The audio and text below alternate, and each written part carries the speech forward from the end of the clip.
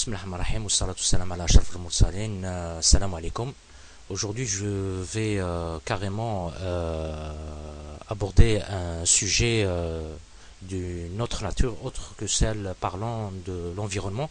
Quoique, le sujet d'aujourd'hui, c'est un sujet qui touche aussi bien l'environnement que l'agriculture. Donc alors, je vais vous parler d'un arbre qui est méconnu ici en Algérie. Pourtant, c'est un arbre qui est presque aussi vieux que le monde. Alors, je vais parler du caroubier. Alors, pourquoi je vais parler du caroubier? Parce que tout simplement, le caroubier, c'est un arbre méditerranéen, principalement méditerranéen, qui est résistant à la sécheresse, qui se comporte très bien par rapport au climat méditerranéen, donc il peut aussi être un très bon outil ou bien un modèle à proposer dans les luttes contre la désertification. Ça d'un côté.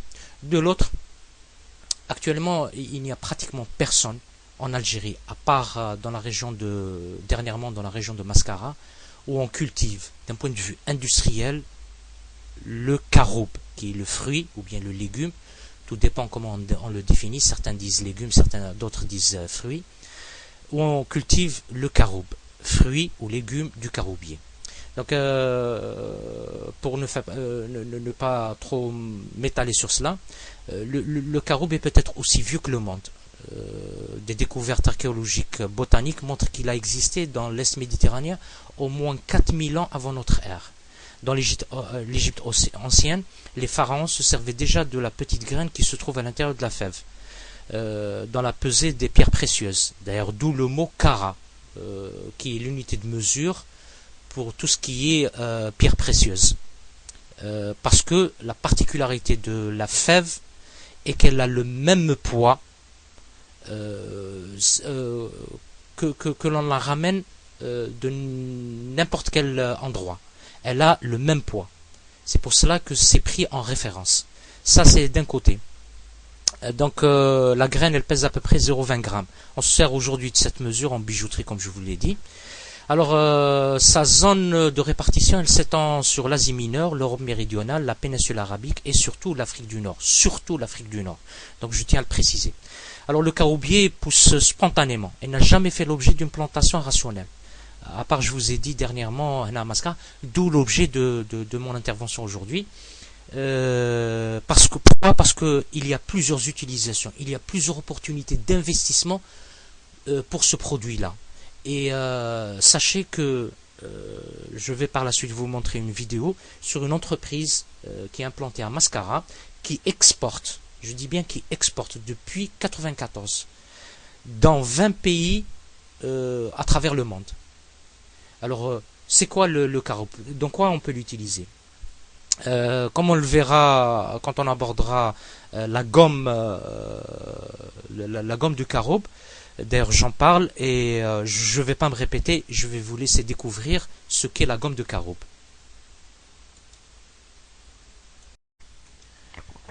De la graine de caroube, on extrait aussi la gomme de caroube. Son acronyme en anglais, c'est LBG, ou bien le fameux E410 que l'on voit sur les emballages de différents produits alimentaires. C'est une gomme végétale, galactomanane, extraite de graines du caroubier. Pour rappel, le caroubier est un arbre que l'on trouve principalement dans le bassin méditerranéen. Alors, comment on le produit, la gomme de caroube? À partir de la gousse que l'on récolte, que l'on fait sécher, ou bien que l'on récolte séchée, les gousses sont concassées pour séparer les graines de la pulpe. Alors, la peau de la graine est ensuite retirée par un traitement à l'acide. Puis les graines sont fondues et brisées, ce qui casse le germe fragile tout en laissant intact l'endosperme. Bon. Alors, de cet endosperme, on peut par la suite le broyer grâce à un rouleau pour obtenir de la poudre finale de gomme de caroube. Alors, la composition de la gomme de caroube elle se présente sous la forme d'une poudre blanche à jaune blanche. Elle consiste en une molécule polysaccharide colloïdale de grande masse composée de galactose et de mannose combinée par des liaisons osidiques. C'est pour cela que il est, disons pas recommandé, il est indiqué pour les diabétiques. Et l'on verra par la suite, et pour rappel d'ailleurs, il n'est pas indiqué pour ceux qui ont des problèmes de rénaux. Parce que tout simplement, c'est un produit qui est très riche en potassium. Alors, chimiquement, il peut être facilement dissous dans l'eau froide ou chaude. D'ailleurs, son pH varie entre 5,4 et 7,0. Ce qui permet de le transformer en gel en ajoutant rien que du borax. Bon, donc on utilise la gomme de caroube et c'est là Alors il est utilisé comme épaississant, surtout en technologie alimentaire, parce que la poudre a une saveur douce rappelant celle du chocolat. Alors la gomme est utilisée pour adoucir la nourriture. D'ailleurs, cela fait rappeler l'ersatz de chocolat. Elle est aussi utilisée dans les produits non comestibles comme la nourriture pour animaux, les produits miniers, la fabrication du papier ou pour épaissir les textiles. Elle est utilisée également dans les cosmétiques, dans la pharmaceutique. Dans le cosmétique, elle est utilisée pour rehausser la saveur, par exemple la saveur de certains produits. Elle est aussi utilisée comme additif dans les cirages et les insecticides. Donc on voit là que le caroube, c'est une vraie révolution économique. Nous, on l'a ici chez nous, il pousse à l'état sauvage. Il produit ses fruits ou bien ses légumes, parce qu'il y en a certains qui disent que c'est un fruit, d'autres disent que c'est un légume. Nous allons dire, les gousses finissent par tomber par terre, et puis c'est la nature qui récupère ce qu'elle a produit, sans qu'il y ait l'intervention de l'homme, de l'Algérien, qui pourrait profiter de ce produit-là. Une première expérience en Algérie, une société implantée dans la wilaya de Mascara transforme des grains de caroubier en poudre pour la consommation locale, mais aussi pour l'exportation dans plusieurs pays dans le monde. Souhila Djoubara. Dans cette usine, on s'attelle à transformer les graines du caroubier en poudre, puis à les exporter. Cette matière première passe par plusieurs étapes avant d'être broyée en poudre de caroube, destinée à l'alimentation humaine pour servir notamment à fabriquer du chocolat. Cette poudre est également utilisée dans la fabrication des médicaments et de la nourriture pour animaux. Cette société, qui en est à sa première expérience nationale, détient la deuxième position du podium à l'échelle mondiale. Sa production est exportée vers 20 pays à travers le monde. C'est une société qui réalise 100% de son chiffre d'affaires à l'exportation, et ce depuis 1994. Aujourd'hui, notre société exporte à l'échelle mondiale. On est en Australie, en Asie, en Europe, en Amérique latine. L'utilisation de ce produit local représente 70% de l'ensemble de la matière première. Le reste est importé. Pour pallier à ce manque, la société ambitionne cette année de participer à la plantation de 200 hectares de caroubiers pour s'autosuffire. On est là pour mettre nos moyens pour développer la plantation du caroubier. Aujourd'hui, notre société est certifiée ISO 9001, ISO 22000. Nous avons la certification bio, Sharaf Lena ou Sharaf al-Blad Ta'ana, Inch'Allah. Une véritable aubaine pour le développement local, cette société participe également à résorber le taux de chômage dans la wilaya avec la création de 60 postes d'emploi permanents. Elle ouvre également l'opportunité à d'autres postes saisonniers pour la récolte du caroubier.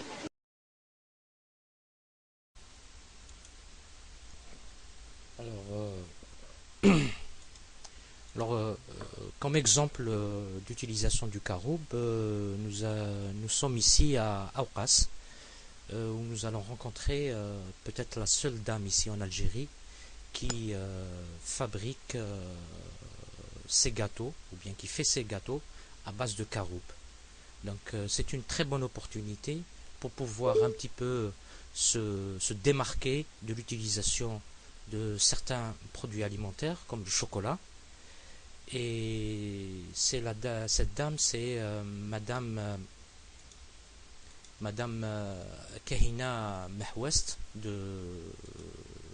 d'Aoukas, qui nous montre ici ce qu'elle a réussi à faire avec le caroube, aussi bien des confitures que des gâteaux qui peuvent être consommés, je le rappelle, par les diabétiques. Il y a abstraction faite quelque peu Pour les gens qui ont des problèmes rénaux, il ne faudrait pas qu'ils en consomment beaucoup. Donc vous voyez ici que c'est possible de créer sa petite entreprise de fabrication de gâteaux à base de graines de caroube ou bien de farine de caroube. Et à vous l'initiative et à vous l'innovation. Car je suis sûr, moi, que pour peu que les Algériens s'y mettent, s'y intéressent, moi je suis sûr qu'ils sont capables, pas de miracle, mais de faire autant de bonnes choses que ce qui se fait ailleurs et différemment. Voilà, donc c'est ça l'astuce, c'est présenter quelque chose, mais avec des ingrédients différents. Là, ici, on voit des boules, on dirait que c'est fait avec du chocolat, et c'est fait avec 100% de caroube, de farine de caroube. Tous ceux qui aiment le chocolat, moi je suis sûr, peuvent aimer le caroube. Voilà, donc je vous laisse voir les produits de la dame. Bark, une petite remarque, ne regardez pas l'esthétique. C'est à vous d'améliorer l'esthétique. Voilà. Mais toujours est-il que le produit est là.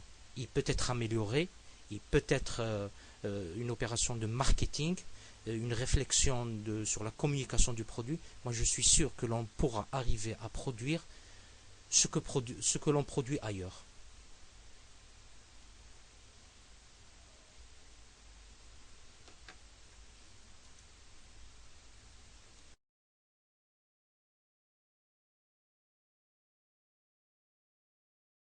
Plus-value. Donc voilà, je crois avoir fait le tour de la question. Je ne sais pas, peut-être là je vais vous laisser regarder encore une fois la vidéo. Toujours est-il que si vous trouvez que cette vidéo vous a procuré une matière à réflexion, n'oubliez pas, cliquez, ça ne coûte rien du tout, cliquez sur